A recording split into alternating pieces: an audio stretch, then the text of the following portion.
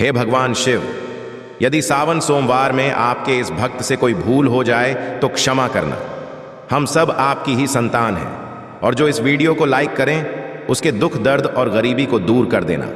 Like जरूर करें। सावन की हार्दिक शुभकामनाएं।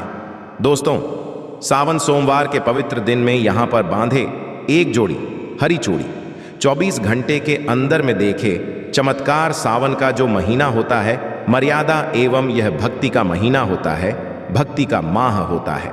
सावन के पूरे महीने पर भगवान भोलेनाथ जी का नियंत्रण माना जाता है। कालों के भी काल कहे जाने वाले महाकाल शिव शंभू को सावन का महीना बहुत ही खूबसूरत लगता है। इस समय सूखे पड़े बंजर, सूखे पड़े बाग खिलखिला उठते हैं। चारों ओर हरियाली ही हरियाली दिखाई होती है। सावन का महीना लड्डू गोपाल श्री कृष्ण को अति प्रिय है। अपने बाल गोपाल रूप में भगवान लड्डू गोपाल वृंदावन में सावन में स्नान अवश्य करने आते हैं। श्री कृष्ण सखियों के साथ मिलकर वर्षा आदि में स्नान करते हैं और नृत्य आदि करते। दोस्तों, ऐसा माना जाता है कि सावन के पूरे महीने भर भगवान भोलेनाथ जी की पूजा पाठ करने से वह शीघ्र ही प्रसन्न होते हैं। सावन का पूरा महीना भगवान भोलेनाथ का प्रिय महीना है। इसकी अनेक पौराणिक कथाएं एवं धार्मिक मान्यताएं भी हैं। दोस्तों, जनसाधारण लोग किसी और महीने में संयम नियम का पालन करें या न करें, लेकिन सावन के महीने में संयम एवं नियम का पालन जरूर करते हैं। सावन में जो लोग व्रत आदि करते हैं तो उन्हें पूरे महीने भर लहसुन प्याज तथा किसी का झूठा भोजन भी नहीं करना चाहिए, क्योंकि इस समय व्रतधारी भगवान शिव की शरण में होता है। तो आप कोई भी ऐसा पाप ना करें जिससे भगवान शिव क्रोधित हो जाएं। तो आज की जो वीडियो है बहुत ही सुंदर है, ज्ञानवर्धक जानकारी है। इस वीडियो को अपने फायदे के लिए जरूर पूरा देखना है, क्योंकि अधूरा ज्ञान हमेशा अधूरा फल ही देगा और भगवान शिव का अपमान भी माना जाएगा। इसलिए सावन के शुभ अवसर पर वीडियो को अंत तक जरूर देखें और कमेंट में अपनी राशि जरूर डाल दीजिए। यदि हमारे पास कोई उपाय होगा तो वह आकर हम आपके कमेंट के रिप्लाई में जरूर बताएंगे। सावन के महीने की विशेष महत्व कुछ इस प्रकार से है। दोस्तों, सावन के महीने में ही समुद्र मंथन हुआ था। सावन के महीने में ही माता लक्ष्मी उत्पन्न हुई थी और माता लक्ष्मी को धन की देवी का दर्जा सावन के महीने में ही प्राप्त हुआ था। सावन के महीने में ही भगवान भोलेनाथ भूलोक पर आ जाते हैं, और भूलोक पर जिनके घर पर यथावत शिवलिंग रखा हुआ होता है तो उनके घर में भगवान आशंकित जरूर आते हैं। दोस्तों, इस माह में भगवान विष्णु योग निद्रा में चले जाते हैं, तो सृष्टि का जो भार होता है वह भगवान भोलेनाथ संभालते हैं। तो आज की जो वीडियो का विषय है बहुत ही सुंदर है कि इस वृक्ष पर बांधे 2 जोड़ा हरी चूड़ी आपकी हर इच्छा शीघ्र ही पूर्ण होगी। और इस वृक्ष पर सावन में अगर हरी चूड़ी बांधते हैं तो आपकी सभी मनोकामना शीघ्र ही पूर्ण होगी ही होगी, और आपका आने वाला समय भी सुगमता पूर्वक से गुजरेगा। और कैसी भी आपके जीवन में जो परेशानी चल रही हो वह परेशानी भी समाप्त हो जाएगी। अच्छी चूड़ी सभी समुदाय के लोग पहनते हैं। हिंदू, मुस्लिम, सिख, ईसाई सभी लोग अपने हाथों में चूड़ियां अवश्य धारण करते हैं। कोई इसे बैंगल्स बोलता है तो कोई इसे करें तो कोई इसे चूड़ी आदि बोलता है, लेकिन चूड़ी का महत्व सर्वप्रिय है। देवी देवताओं को अति आकर्षित करने वाली चूड़ियां मानी जाती हैं, खासकर माता रानी जो महिला चूड़ी पहनकर। दोस्तों, अगर आप भी भोलेनाथ के सच्चे भक्त हैं तो कमेंट बॉक्स में ओम नमः शिवाय जरूर लिखना, और अगर आप भोलेनाथ से प्यार करते हैं तो एक लाइक जरूर करेंगे। दोस्तों, भगवान भोलेनाथ जी को यह 3 वृक्ष अत्यंत प्रिय है, और इस वृक्ष की पूजा करने से शिव पूजा करने का ही फल प्राप्त होता है। दोस्तों, इस वृक्ष के बारे में शास्त्रों में यह भी कहा जाता है कि मनुष्य जाति के जन्म कल्याण के लिए स्वयं भगवान भोलेनाथ एवं माता पार्वती इन वृक्षों के रूप में भूलोक पर अवतरित हुए थे, अर्थात भूलोक पर जन्म लिया था। तो आइए इस वीडियो में जानते हैं सावन में हरी चूड़ी का महत्व। दोस्तों, हरा रंग सौभाग्य एवं उल्लास का प्रतीक माना जाता है, जो मन को शीघ्र ही आनंदित करता है। हरा रंग प्रकृति का वह स्वरूप है, हरा रंग प्रकृति का स्वरूप माना जाता है, और माता पार्वती भी प्रकृति है एवं भोलेनाथ को पुरुष माना जाता है। दोस्तों, हरे रंग का उदाहरण कुछ इस प्रकार से है जैसे सावन में भगवान शिव जी को चढ़ाए जाने वाले बेलपत्र, धतुरा, भांग एवं दूब हरे रंग की होती है। दोस्तों, प्रकृति निर्माण करने वाले भगवान भोलेनाथ हरे रंग से अति शीघ्र ही प्रसन्न होते हैं। सावन में जो महिला हरे रंग की चूड़ी पहनती है, हरे वस्त्र धारण करती है, उन्हें अखंड सौभाग्य की प्राप्ति होती है। दोस्तों, इसीलिए कहा जाता है जितनी भी माताएं बहनें हैं उन्हें पूरे सावन के महीने में हरे रंग की चूड़ी जरूर पहननी चाहिए, हरे वस्त्र जरूर धारण करने चाहिए।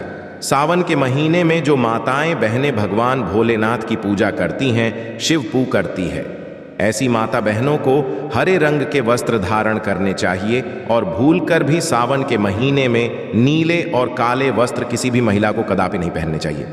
ऐसा माना जाता है कि इस रंग के कपड़े पहनने से महिला के पति पर कष्ट आते हैं और उनके पति की आयु कम हो जाती है। तो दोस्तों, इस वृक्ष पर किसी भी सावन, सोमवार के दिन या सावन में किसी भी समय जरूर बांधें। हरी चूड़ी दुर्भाग्य आपका सौभाग्य में बदल जाएगा भी।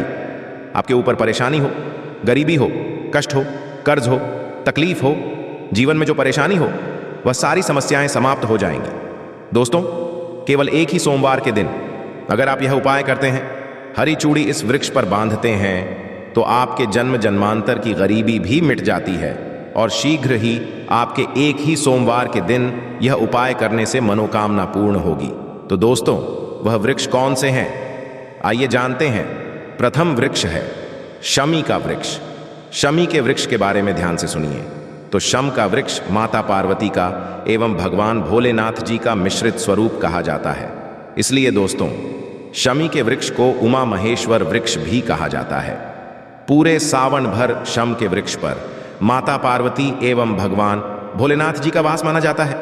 सावन के महीने में गोदली बेला पर प्रदोष काल के समय, अर्थात दोस्तों जब ना ही दिन हो और ना ही रात, अर्थात संध्या काल के समय, तो इस वृक्ष को संध्या काल के समय में, गोधूली बेला में या फिर प्रदोष समय में इस वृक्ष को छूने से पाप, दोष, कष्ट एवं परेशानी केवल सावन के महीने में छूने मात्र से समाप्त हो जाती है। दोस्तों, सावन के पवित्र महीने में अगर शमी वृक्ष की जड़ पर कच्चा दूध डाला जाए तो भगवान शिव शीघ्र ही प्रसन्न होते हैं एवं माता पार्वती का ढेर सारा आशीर्वाद प्राप्त होता है।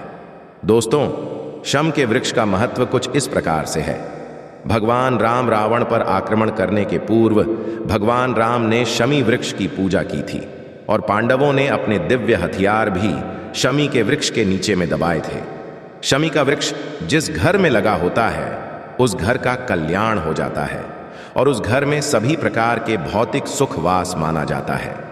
तो दोस्तों, सावन के किसी भी सोमवार के दिन शमी वृक्ष पर उमा महेश्वर का ध्यान करते हुए 2 जोड़ी हरी चूड़ी एवं हरे रंग का रिबन जरूर बांधना चाहिए, या फिर हरे कलर का जो भी आपको श्रृंगार आदि मिल जाए वह आपको जरूर बांधना चाहिए। जैसे कि हरे रंग की मेहंदी, हरे रंग की बिंदी आदि या हरी चूड़ियां जरूर बांधनी चाहिए।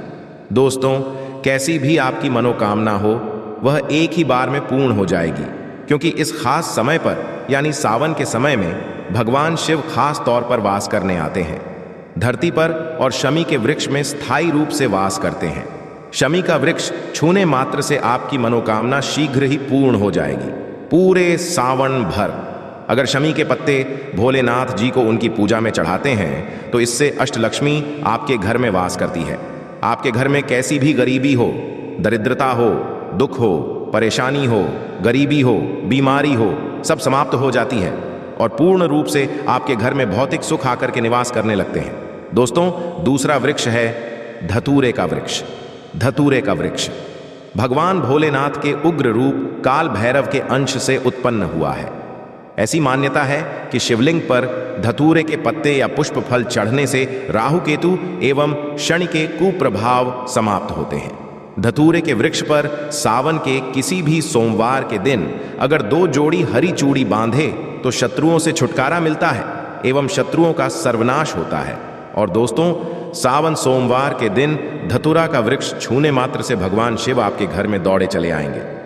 दोस्तों, अगर सावन के किसी भी शनिवार के दिन धतुरा के वृक्ष पर बाबा काल भैरव का ध्यान करते हुए हरी चूड़ी अगर बांधी जाए तो घर से भूत प्रेत बाधाएं सब नष्ट हो जाती हैं, भस्म हो जाती है। एवं छोटे से धतूरे की जड़ अगर घर के किसी भी कोने में छुपा दी जाए या घर में जमीन में गाड़ दी जाए तो भूत प्रेत इत्यादि का वास घर में कभी नहीं होता है। घर से सभी बाधाएं शिव के वास होने से भाग जाती हैं।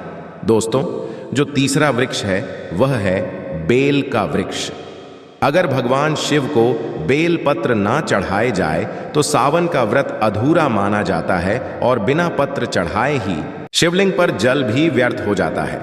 इसलिए जब भी आप भगवान शिव पर बेल पत्र चढ़ाएं तो 5 बेल पत्रों पर उसके ऊपर में श्री राम अवश्य लिखें। इससे भगवान शिव जल्दी और अत्यंत प्रसन्न हो जाते हैं। दोस्तों, सावन में बेल वृक्ष छूने से कई तीर्थों का लाभ मिलता है। सावन में इस वृक्ष को क्यों छूना जरूरी है, आइए जानते हैं बेल वृक्ष की महिमा को। बेल का वृक्ष मैं आप लोगों को कई बार कई कथा में बता चुका हूं कि यह जो बेल का वृक्ष है माता पार्वती के स्वरूप कहा गया है। तो यह वृक्ष माता पार्वती के पसीने से उत्पन्न हुआ है। स्कंद पुराण में बहुत ही स्पष्ट तरीके से बताया गया है।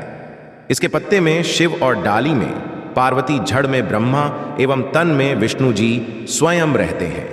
संध्या काल में ऐसा माना जाता है कि शिव मंदिर के समीप में जो बेल के वृक्ष है, इसके नीचे में अगर कोई भी व्यक्ति सावन में शाम के समय, वैसे तो इसे डेली जलाना चाहिए, लेकिन अगर सावन के पावन दिनों में शाम के समय अगर भगवान शंकर जी का कोई भी शिव मंदिर है तो उसके किनारे में जो कोई बेल का वृक्ष हो वहां पर बिल्कुल आप एक घी का दीपक जला दीजिए। इसे बहुत ही उत्तम कहा गया है। वैसे अगर आप घी का दीपक जलाते हैं तो आपको धन, गुण एवं परम शिव भक्त की प्राप्ति होती है। दोस्तों, इस वृक्ष को छूने से पाप तत्काल नष्ट हो जाते हैं। कैसा भी आपके जीवन में पाप हो दूर हो जाता है। तो आपको करना क्या है? देखिए, जो बेल का वृक्ष है इसे बहुत ही उत्तम कहा गया है। माता लक्ष्मी को भी बेल के वृक्ष का अवतार लेना पड़ा था। एक कथा के अनुसार, इसके बारे में मैं एक कथा भी बता दूंगा कि क्यों माता लक्ष्मी को बेल के रूप में बेल के वृक्ष में अवतरित होना पड़ा था। मैं इसके बारे में भी एक कथा भी आपको बता दूंगा। तो आपको सावन के पवित्र दिनों में बेल के वृक्ष के नीचे हो सके तो घी का दीपक जरूर जलागा। घी का दीपक बहुत ही उत्तम कहा गया है। अन्य वृक्षों को जैसे आपने मक्खन चराया, बताशे का भोग लगाया, बेल के वृक्ष को माता पार्वती तथा भगवान शंकर का स्वरूप ही कहेंगे। बेल के वृक्ष की जो जड़ होती है, इसके जो मूल भाग होते हैं, इसमें समस्त तीर्थ आकर के निवास करते हैं। इसीलिए सावन के महीने में कहा जाता है, जो लोग अगर तीर्थ धाम नहीं जा सकते, तीर्थों के दर्शन नहीं कर पाते, तो ऐसे व्यक्ति बेल वृक्ष के नीचे में 1 महीने तक घी का दीपक जला लेते हैं। तो संपूर्ण जितने भी तीर्थ होते हैं, इसके घूमने का बराबर पुण्य की प्राप्ति होती है। मैं इसलिए सारी जानकारी, गुप्त रहस्य जानकारी बताता हूं, जिससे आप सभी दर्शकों को कल्याण हो, दर्शकों की बिल्कुल ही आध्यात्मिक उन्नति हो। सभी को धन की जरूरत नहीं होती, किसी को पुण्य की प्राप्ति की जरूरत होती है। कोई आध्यात्मिक उन्नति करना चाहते हैं। इसीलिए इस प्रकार के छोटे छोटे गुण भरे रहस्य जानकारी वीडियो में बता देता हूं। दोस्तों, अब करना क्या है? सावन के शुभ मंगल दिनों में इस वृक्ष को छूना है।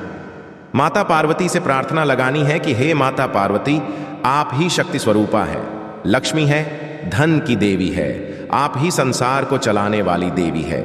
इस प्रकार से प्रार्थना करते हुए इस वृक्ष को छूना है और बोलना है, मेरी गरीबी मिटाए माता, मेरी निर्धनता को मिटाए, मेरे जीवन में चल रही परेशानियां, सारी परेशानियों को दूर करें। इस प्रकार प्रार्थना करते हुए आपको एक कपूर और एक लौंग को भी जला देना है और एक काम जरूर करना है।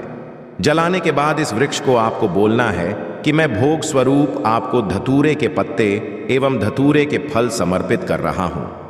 आप स्वीकार करें। दोस्तों, इस वृक्ष की जड़ के नीचे में भी आपको धतूरे के फल एवं पुष्प को, पुष्प है तो पुष्प भी रख सकते हैं, फिर पत्ते रख दीजिए और अब वृक्ष आपको छूना है, प्रार्थना करते हुए कि हमारी गरीबी मिटाए, हमारी निर्धनता मिटाए। बिल्कुल ही आपके जीवन में कभी गरीबी नहीं आएगी। और एक प्रार्थना जरूर करना है, किसी की हाय लग गई हो, बददुआ लग गई हो, किसी का दोष लगा हो, जिसके कारण हमारी आध्यात्मिक उन्नति नहीं हो पा रही हो, तो आप जो है हाय बदधुआ एवं किसी का दोष लगा हो उसे तुरंत दूर करें। शनि राहु केतु का अगर दुष्ट प्रभाव लग रहा हो, नवग्रहों में से कोई नवग्रह हमें पीड़ित कर रहा हो, या फिर किसी भी हमारे पूर्वजों द्वारा किसी भी प्रकार का हमें पितृदोष लगा हो, क्योंकि पितृदोष लगने के कारण व्यक्ति की आत्मिक उन्नति भी नहीं हो पाती, तो आप बोलना कि समस्त प्रकार के दोषों को आप दूर करें, अपने अंदर में खींच लीजिए और आप हमें दोष मुक्त कर दीजिए। तो इस प्रकार से आपको यह प्रार्थना करनी है और एक काम आपको जरूर करना चाहिए। आपको सावन के समय धर्मशास्त्रों में कहा गया है, बहुत सारे लोग भी बताते हैं, हमारे गुरुजी भी कहा करते थे, सावन के दिन अगर बेल के वृक्ष की जड़ में मिश्रित युक्त मिश्री, जो मिश्री आती है खड़ी खड़ी, आप सभी दर्शकों को जरूर पता होगी, शक्र टाइप की होती है, तो आपको मिश्री डाला हुआ दूध अगर आप इनकी जड़ में डालते हैं तो ऐसा कहा गया है कि ऐसा व्यक्ति कभी निर्धन नहीं होता। ऐसे व्यक्ति के जीवन से किसी भी प्रकार से अगर लक्ष्मी रुष्ट हो चुकी हो, ऐसे व्यक्ति पर मां लक्ष्मी भी प्रसन्न होती है। ऐसे व्यक्ति के जीवन में धन का अभाव नहीं होता। ऐसे व्यक्ति फिर निरोग रहते हैं, निरोग काया प्राप्त होती है। आप चाहते हैं तो यही क्रिया नियम के वृक्ष पर भी कर सकते हैं। नियम के वृक्ष पर माता लक्ष्मी निवास करती है, समस्त दैवीय शक्ति निवास करती है। नियम के वृक्ष में अगर आप जो है सावन के शुभ मंगल दिनों में आपको एक गिलास या फिर एक लोटे सामर्थ्य के अनुसार तांबे के लोटे में आपको दूध डाल करके इनके अंदर जो है अभिषेक करना चाहिए, इनकी जड़ में डालना चाहिए, लेकिन आपको मीठा दूध ही डालना है। मिश्री मिला हुआ दूध आपको चरना है, इनकी जड़ में डालना है और गरीबी मिटाने की प्रार्थना करनी है। या फिर जिन लोगों पर कर्जे का भार है वह लोग बोल सकते हैं कि हमारे कर्जे का भार दूर हो, या फिर जीवन में जो किसी भी प्रकार की जो परेशानी है वह परेशानी भी बोल देना। वह परेशानी तत्काल यह वृक्ष समाप्त करते हैं और आपको इसे छू करके आ जाना है। दोस्तों, सावन में आप इन वृक्षों को जरूर छुएं, आपका कायाकल्प हो जाएगा। भगवान शिव आपके ऊपर मेहरबान हो जाएंगे, आपकी भक्ति की कामना आराधना पूर्ण हो जाएगी। तो अगर आप महादेव की कृपा प्राप्त करना चाहते हैं और उन्हें अपने घर पर बुलाना चाहते हैं तो कमेंट बॉक्स में लिखें, भगवान शिव आपका स्वागत है, हमारे घर में हर हर महादेव, ओम नमः शिवाय एक लायक जरूर करें।